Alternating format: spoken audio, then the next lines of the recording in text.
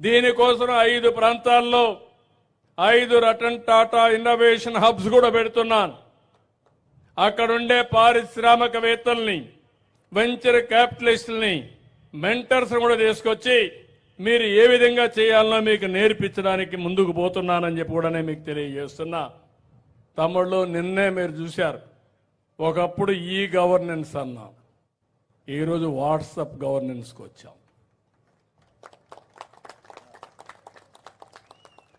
ఒకప్పుడు మీ వద్దకు పాలన అన్నాం, ఈరోజు మీ చేతిలో పాలన. ఎక్కడికి పోవాల్సిన పని లేదు.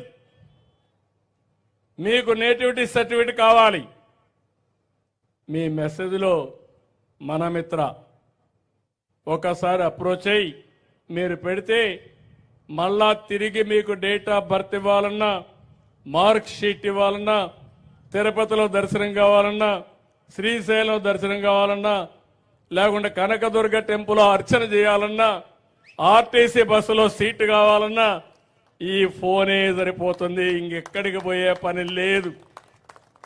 మీ ఇంటి పక్కన ఎంఆర్ఓ ఆఫీస్ ఉంటే ఆఫీస్కి పోయే పని లేదు. మీ ఎంఆర్ఓ ఆఫీస్ మీ ఇంట్లోనే ఉంది. నీ పని నీ ఫోన్లో ఉంది. ఫోన్ ఉపయోగించుకోండి. 161 సర్వీసులు ఇందులో పెట్టాం. ఎవరైతే ఇన్ఫర్మేషన్ టెక్నాలజీ మినిస్టర్ లోకేష్ గారు ఐటీ చదువుకున్న తర్వాత ఆయన ఒకటే ఆలోచించాడు. ఆయన పాదయాత్రలో కొన్ని ఆలోచనలు వస్తే వాట్సాప్ గవర్నెన్స్ పెడితే ఎట్లుంటుందని ఆలోచించారు.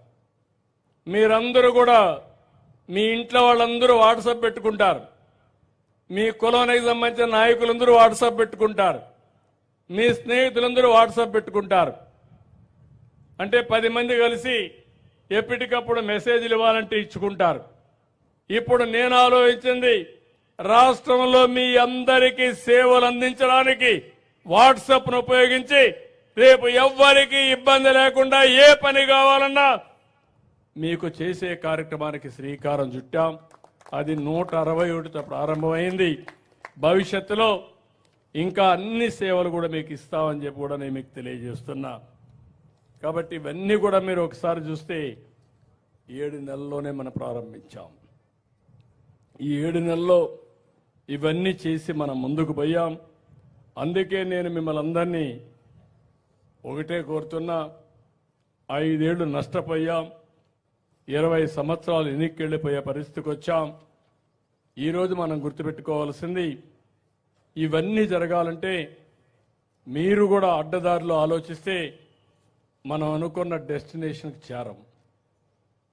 మీలో కూడా ఆలోచన విధానం మారాలి. ఇప్పుడు వాళ్ళు ఎందుకు నేను మాట్లాడించానంటే మన కళ్ళ ముందరే కనపడొస్తున్నాయి. ఒక విధానం, ఆ రోజు మీరు నాకు అధికారం ఇచ్చారు 95లో. ఆ రోజు నేను ఆలోచించాను, ఏం చేస్తే భవిష్యత్తుకు బాగుంటుందని ఆలోచించినప్పుడు ఐటీ విధానం వల్ల లాభం వస్తుందని ఐటీని ప్రారంభిస్తే మనం చూసిన 25-30 సంవత్సరాల్లో అనూహ్యమైన ఫలితాలు వచ్చే పరిస్థితికి వచ్చింది. ఈరోజు నేను అందుకే మళ్ళీ ఒక విజన్ ఇచ్చాను మీకు. ఏదే స్వర్ణాంధ్రప్రదేశ్ విజన్ 2047,